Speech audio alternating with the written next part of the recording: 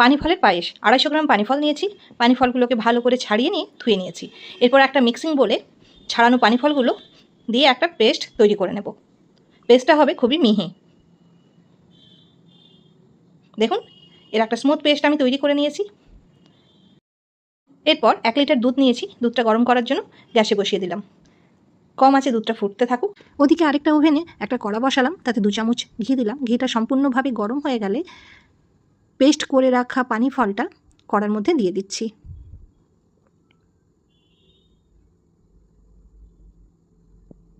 এবার গ্যাস কমিয়ে আস্তে আস্তে নাড়তে থাকবো। কোনোভাবেই গ্যাসটা বাড়ানো যাবে না, আর সমানে নেড়ে যেতে হবে, তা না হলে পানি ফলের মিশ্রণটা থেকে দানা দানা ভাব চলে আসবে। ওদিকে দুধটাও আমার গরম হয়ে গেছে,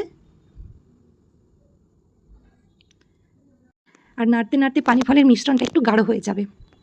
ওপর থেকে একটু এলাচ ছড়িয়ে দিলাম। এরপর ফুটন্ত দুধটা এই পানি ফলের মিশ্রণের ওপরে ঢেলে দেব এবং আস্তে আস্তে নাড়তে থাকবো।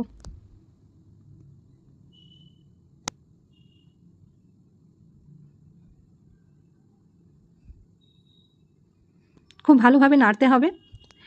নেড়ে ফুটে ফুটে যখন গাঢ় হয়ে যাবে, স্বাদ মতন চিনি দিয়ে মিশ্রণটির সাথে ভালো করে মিশিয়ে নেব এবং নামাবার আগে উপর থেকে ঘি আর কাজু কিশমিশ ছড়িয়ে দিলেই তৈরি পানি ফলের পায়েস।